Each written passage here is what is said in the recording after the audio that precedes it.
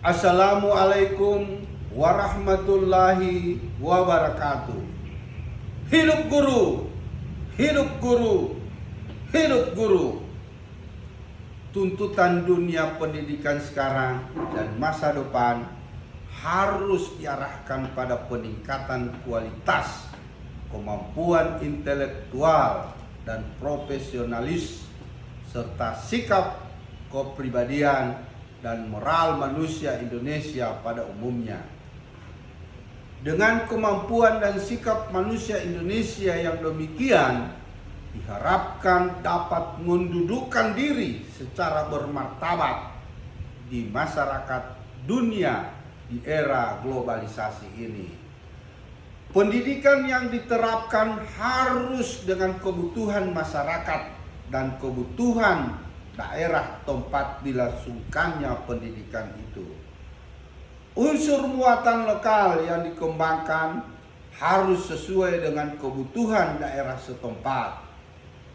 Learning to be, belajar menjadi seseorang. Erat hubungannya dengan bakat dan minat. Perkembangan fisik dan kejiwaan, tipologi pribadi anak, serta kondisi lingkungannya.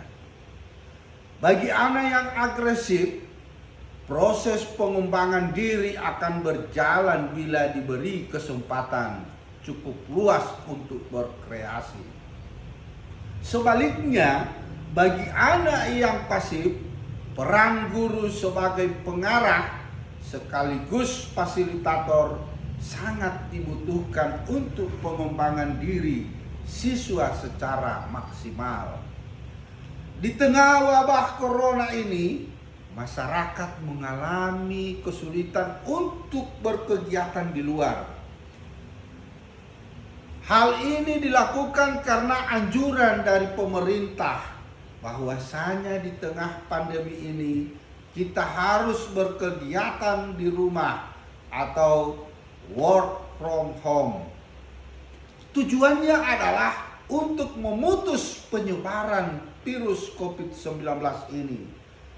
Perekonomian lumpuh karena pembatasan sosial dan karantina wilayah yang mengganggu tugasnya dalam memenuhi kebutuhan dasar manusia. Pemerintah, bisnis, pendidikan, dan terutama kesehatan seperti dalam wahana biang lala rusak yang berputar kencang dan membuat masyarakat di dalamnya terus berdenyut oleh ketakutan dan ketidakpastian. Dunia pendidikan merupakan salah satu yang terdampak akibat wabah virus ini. Banyak masyarakat yang bertanya-tanya, kapan kita bisa menginjak bumi ini untuk melakukan kehidupan yang normal seperti semula. Hal luar biasa yang dilakukan pertama kali dalam sejarah, yang dimana pendidikan formal lumpuh dan digantikan pendidikan jarak jauh. Pendidikan jarak jauh yang dimaksud adalah belajar via online atau daring yang dilakukan guru dan siswa dari tempat tinggalnya masing-masing. Pembelajaran online di masa pandemi bagi Indonesia bukan jalan keluarnya. Meskipun kita bisa mengklaim sebagai pengakses tertinggi internet urutan kelima seluruh dunia, namun kita sadar bahwa masih minim penggunaan internet untuk belajar, dikalahkan oleh penggunanya untuk kepentingan hiburan, game online maupun sosial media.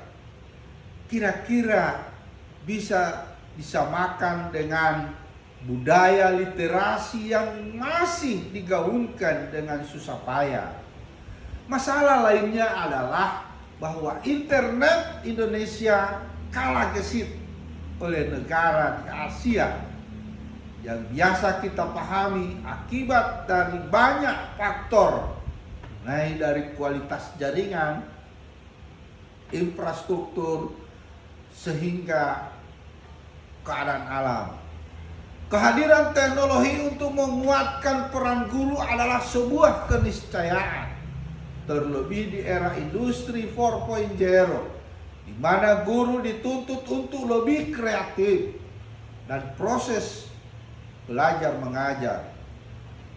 Guru masa kini di era industri 4.0 harus melek teknologi agar lebih kreatif dan berkarakter, khususnya dalam proses belajar mengajar. Karena siswa di era digital sekarang punya preferensi cara belajar yang beragam dan dominan adalah generasi visual. Sehingga metode penyampaian materi juga perlu disesuaikan. Di masa depan ada dua tantangan yang dihadapi. Yang pertama, problem menjadi lebih variatif. Kemampuan ini menjadi sangat penting untuk menjawab realitas kehidupan yang semakin kompleks. Dan yang kedua, berpikir kritis, memecahkan masalah dan kolaborasi. Ada 7 skill penting untuk bisa survive di masa depan. 3 diantaranya adalah berpikir kritis, memecahkan masalah, dan kolaborasi. 3 skill itu dianggap penting untuk menghadapi krisis dunia di masa depan. Guru dengan kemampuan itu akan melibatkan siswa untuk ikut andil melihat problem serta memecahkan masalah dengan kolaboratif, sehingga kedepannya siswa akan dididik memandang lebih utuh bahwa setiap problem akan bisa diatasi dengan kerjasama dan banyak pihak. Ketiga teladan kebaikan inilah skillnya tidak bisa diwakilkan oleh teknologi apapun. Skill itu walau lebih dekat dengan karakter menjadi pembeda antara guru dan hanya sebagai penyampai informasi.